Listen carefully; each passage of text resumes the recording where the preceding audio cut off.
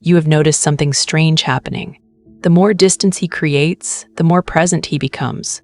Not less, more. The silence should make him feel further away.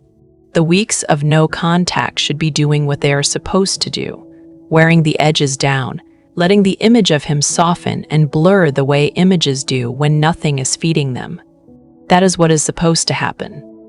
That is what you have been told happens. But it is not happening. Something is intensifying.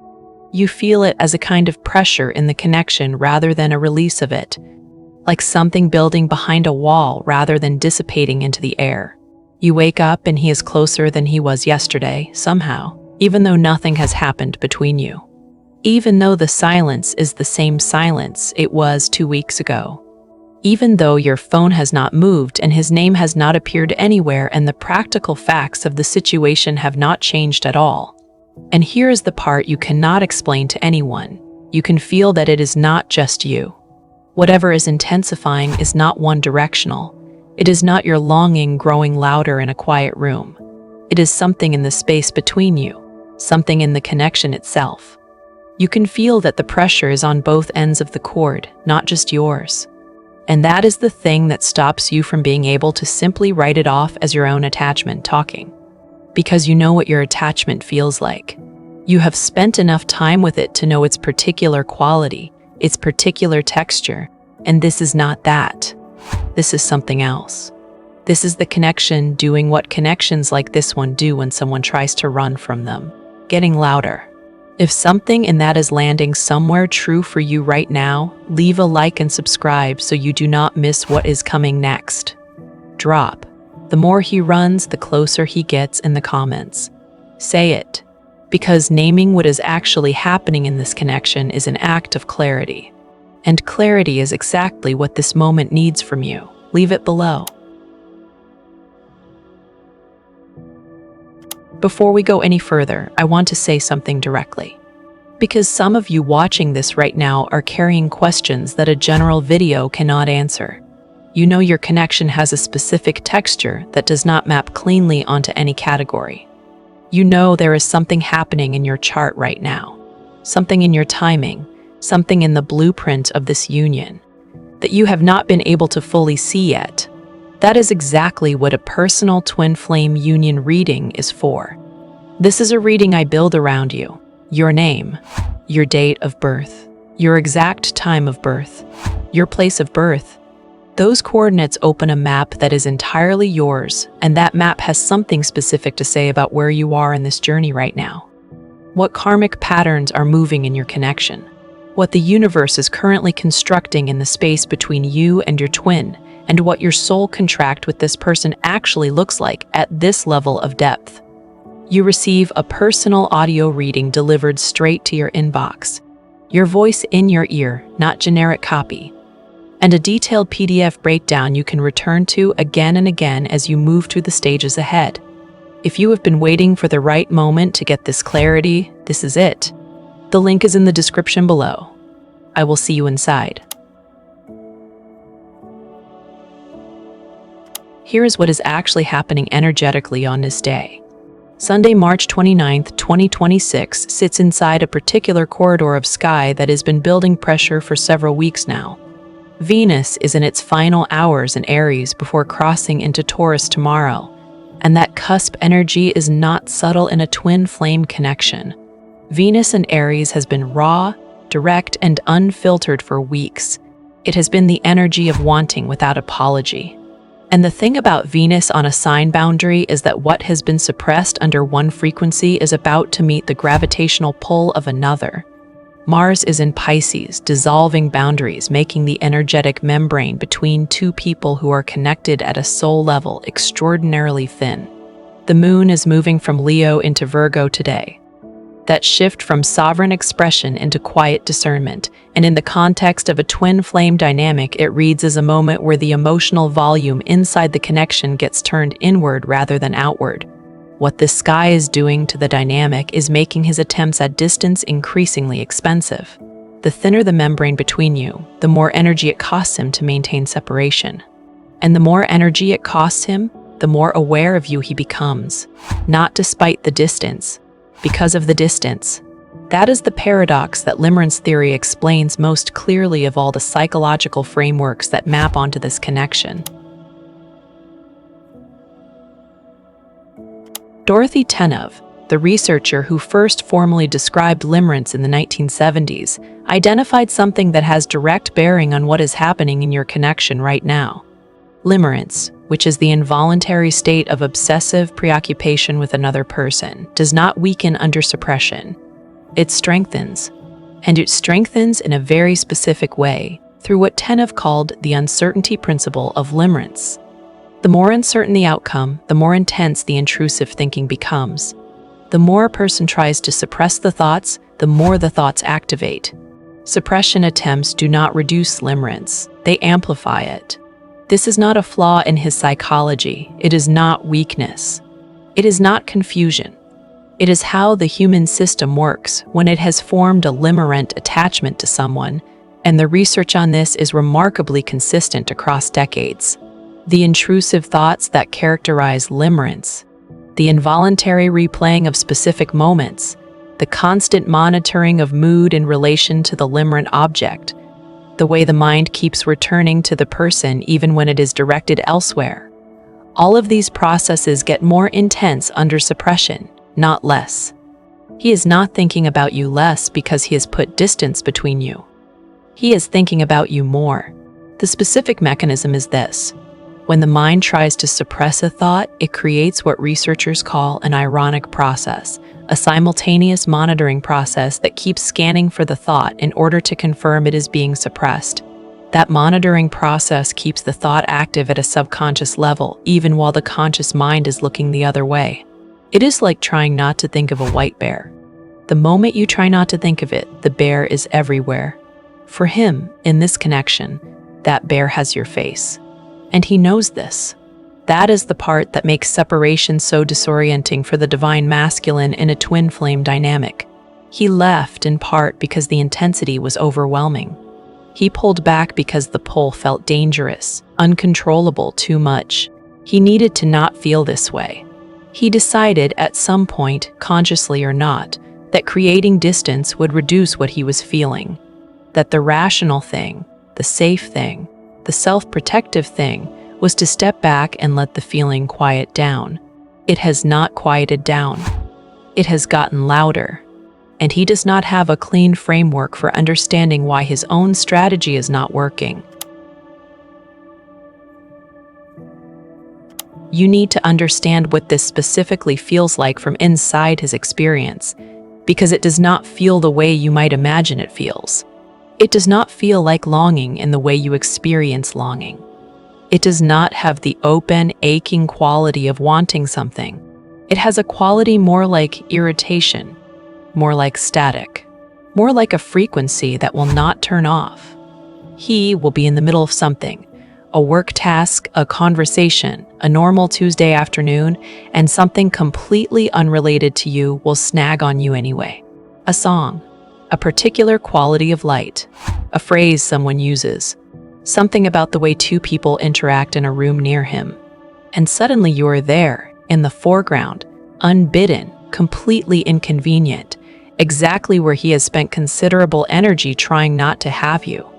The frustration this creates in him is real and worth naming, because the frustration is often misread by him and by the people around him as evidence that something is wrong with him, as restlessness, as general dissatisfaction. He may have noticed that he is harder to be around lately, shorter with people, less present in conversations, more easily irritated by small things that should not warrant the reaction they get from him. The container of ordinary life keeps not quite fitting the way it used to, and he does not have a clean explanation for why. What is actually happening is that the limerent activation in his system is consuming processing resources. His mind is running a background program that will not close. It is using bandwidth that would otherwise go toward being present, regulated, engaged with the life in front of him. And that program is you. He has not been able to stop it. He has tried. The trying has made it worse. Venus at the Aries-Taurus cusp today is doing something specific to this. The energy that is moving away from Aries directness. the part of him that could at least acknowledge what he wanted, even if he could not act on it, and toward Taurus solidity, which is slower, deeper, more rooted. What Venus moving into Taurus does in a twin flame connection is begin grounding what has been energetically mobile into the body. What was a frequency in his mind starts making its way into his physical experience. His body begins to register what his mind has been carrying, and physical experience is harder to rationalize away. This week, some of what he has been keeping in his head is landing in his chest. It is worth spending real time here on what limerence is and is not, because the word gets used loosely and the distinction matters in a connection like this one. Limerence is not infatuation. Infatuation is largely image-based. It attaches to a projection and fades when the projection cannot hold against the reality of the person. Limerence, as Tenev described it, is a bond that forms at a level beneath the ego. It is characterized by specific cognitive and somatic features that distinguish it from ordinary attraction: intrusive thinking that is involuntary and persistent, an acute sensitivity to reciprocation cues, mood elevation in response to signs of connection and mood disruption in response to signs of withdrawal, and a quality of longing that has no clear ceiling. Tenev observed that limerence can persist for years under uncertainty. Under suppression, it can intensify over years. The twin flame dynamic maps almost perfectly onto the conditions that sustain and amplify limerent attachment: high significance relationship, soul-level recognition, deep uncertainty about reciprocation, intermittent reinforcement through cycles of closeness and withdrawal. These are precisely the conditions that keep limerence active and prevent the normal attenuation that might occur in a more consistent, stable connection, which means that what he is experiencing is not a passing phase that will resolve itself if he just waits long enough. The strategy of distance and suppression is not a strategy that leads anywhere except toward more intensity. This is not designed to be cruel. It is designed to bring him back to what he cannot outrun. The question researchers have asked about limerence is whether it ever resolves. Tenev found that limerence ends in one of three ways: consummation, which in a twin flame context means genuine union; starvation, which means a complete and prolonged cutting off of all connection cues, which in a twin flame context is essentially impossible because the connection transcends physical proximity; or transfer, where the limerent attachment shifts to someone else, which in a twin flame context also does not work cleanly because the nervous system maintains its mapping to the original person, even when the conscious mind attempts to redirect. What this means practically is that he is in a system he cannot think his way out of. He cannot strategize his way to not feeling this. The only resolution is forward. And here is what you need to hold about all of this. The intensification you are feeling in the connection right now is not an accident. It is not a malfunction. It is not the universe being careless with your nervous system or his. The pressure that has been building behind the wall of his distance is building because something in him is changing, and the change requires this level of pressure to complete itself. Think about what change at this level actually asks of someone. To come back to a connection he left takes more than desire. Desire he has. He has had desire the entire time. What he lacks, what he has been in the process of developing through every week of this separation, is the capacity to be in the connection without self-destructing from the exposure. What the separation has been doing, even as it has been painful, is slowly building his window of tolerance for what this connection asks of him. That window is wider now than it was when he left. The intensity of his limerent experience, the fact that suppression is not working, the fact that the feeling keeps returning at full volume no matter what he does, these are not signs of pathology. They are signs of a man whose psychological scaffolding for this connection is being rebuilt, whether he participates consciously in that process or not.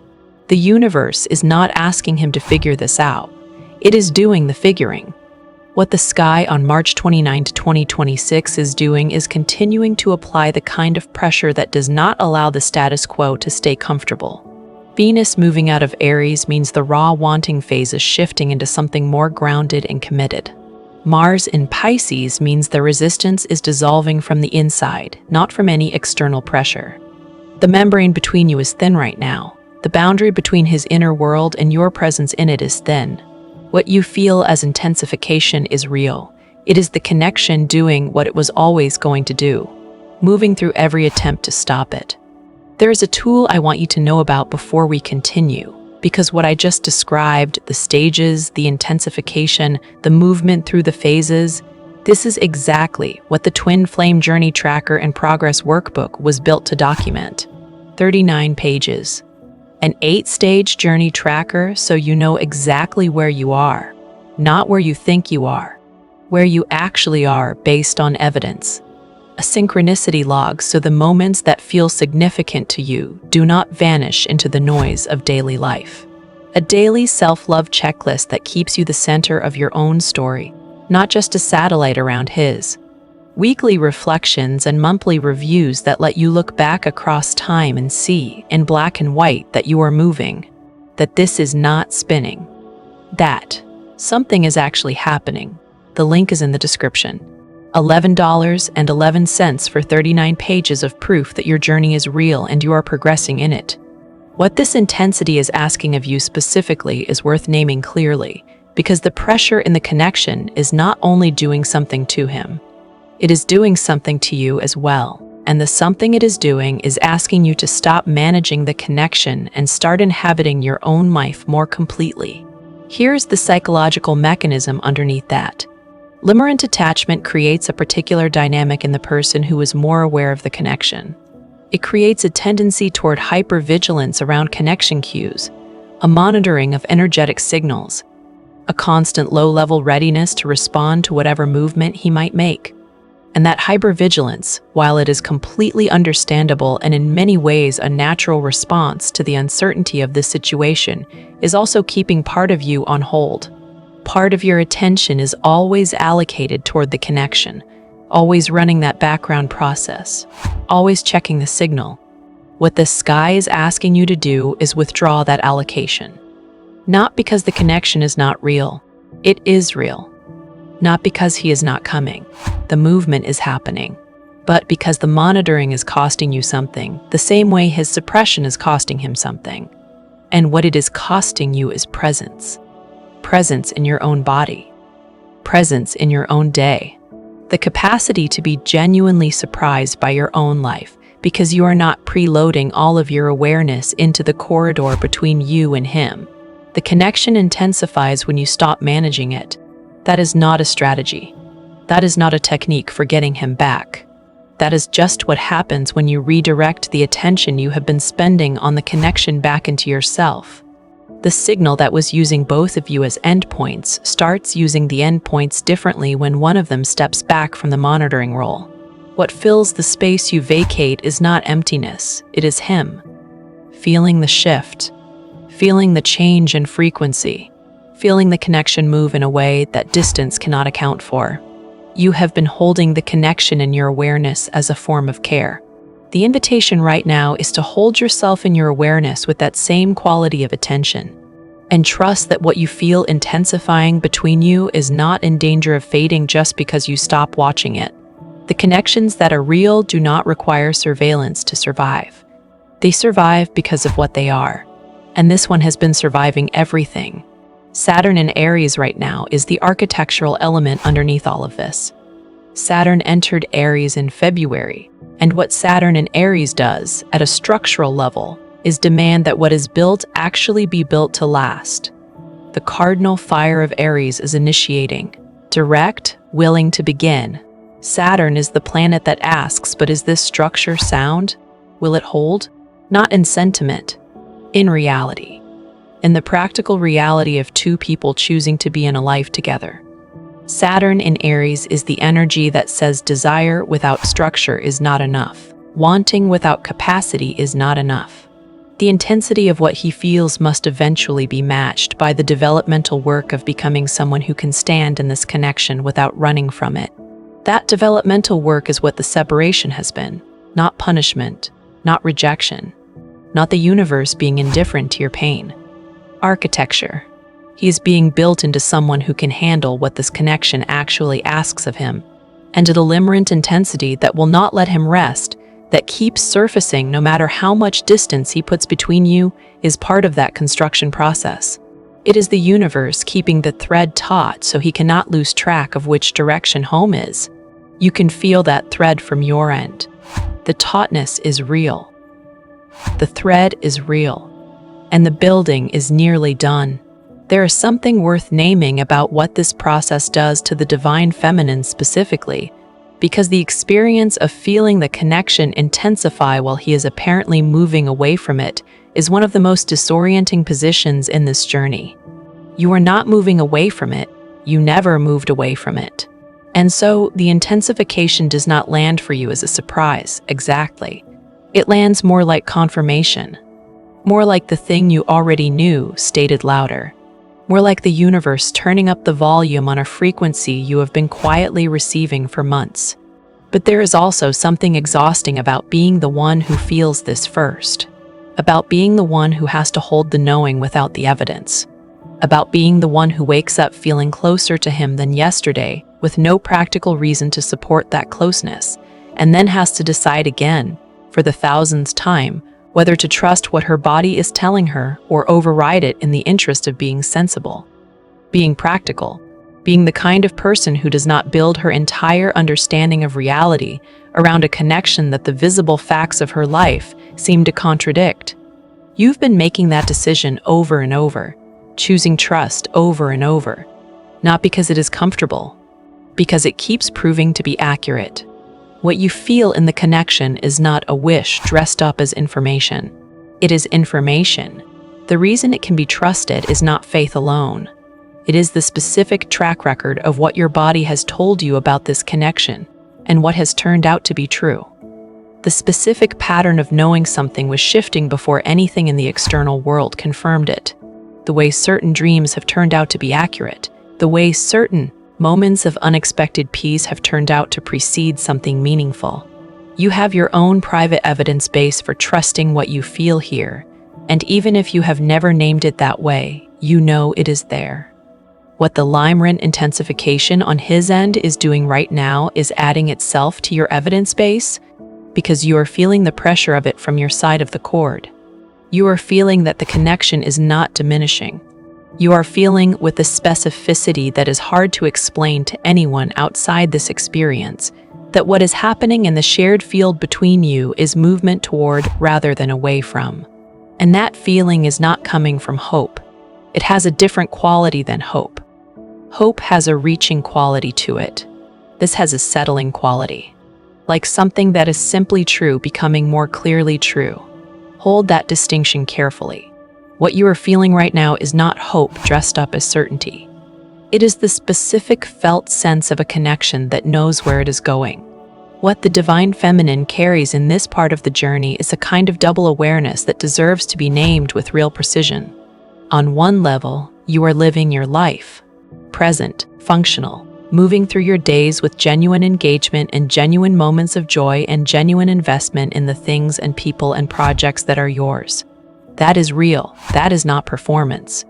The growth you have done in this journey is real, and it has made you more capable of genuine presence in your own life, not less.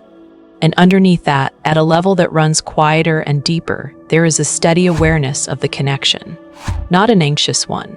Not the kind that checks and rechecks and monitors and calculates. More like a background knowing, a frequency that hums underneath ordinary life without disturbing it. The awareness that something significant is in process, that the chapter you are in is not the final chapter, that the person who left is not gone in any of the ways that actually matter. That double awareness is not a pathology. It is not evidence that you are stuck. It is the natural experience of a person who is genuinely present in both dimensions of her life simultaneously. The visible, practical, external life of a woman who has done considerable work on herself and is genuinely inhabiting that work, and the invisible, energetic, deeply real life of a soul who is in a connection that does not stop being a connection just because the other person is currently pretending he can walk away from it. You do not have to choose between these two levels of your experience. You do not have to pretend the connection is not there in order to be present in your life. And you do not have to abandon your life in order to honor the connection. Both are true at the same time. Both have always been true at the same time. The invitation of this particular sky, with its pressure and its intensity and its thinning membrane between what is felt and what is simply to let both be what they are, without forcing a resolution. The resolution is coming. It is not coming through force or through management or through the right combination of distance and availability.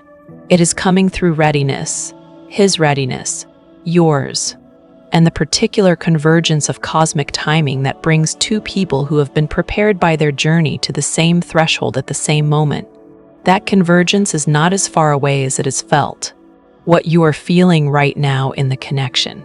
That particular quality of pressure that does not feel like waiting and does not feel like hoping and does not feel like the early stages of this journey either. That quality of aliveness and intensity and the sense that something is drawing closer even when the physical facts suggest otherwise. That is the specific feeling of a connection in its final stages of preparation. Not the final stages of ending, the final stages of readiness. There is a difference, and your body knows which one this is. The sky on March 29, 2026 is a sky that is not asking you to do anything dramatic. It is not asking you to send a message or break your silence or make a move. Venus at the Aries-Taurus cusp is asking you to let wanting settle into worthiness. Mars in Pisces is dissolving the last of the energetic resistance, not through force, through permeation. The moon moving from Leo into Virgo is asking you to take the sovereign, heart-centered clarity you have been building and let it become practical. Let it become the quiet organization of a life that is genuinely yours, that does not have room for a person who is still running, but that has everything in place for the moment he stops. That preparation is not passive. It is one of the most active things you can do. Because what you are building when you organize your own life around your own wholeness is the only foundation on which a real union can stand. Not the provisional, I am waiting for him foundation. Not the one day when this resolves foundation. The actual present tense, this is who I am and what my life is, and I am not holding my breath. Foundation. That is the ground that Saturn in Aries is trying to lay under this connection. And the remarkable thing, the thing that Limerence research does not fully account for, but that you have been experiencing the truth of in your body for as long as you have been in this journey, is that the moment you genuinely occupy that ground, the moment you stop monitoring and start inhabiting, the frequency of the connection changes for both of you simultaneously. He feels it when you stop waiting. Not because your energy becomes cold or you stop caring. You will never stop caring. But because the monitoring posture carries a particular quality of incompleteness that keeps the dynamic locked. When that posture drops, when the waiting becomes living, something in the shared field between you reorganizes. The signal gets cleaner. The noise drops. What comes through is not the anxious question of whether he is coming.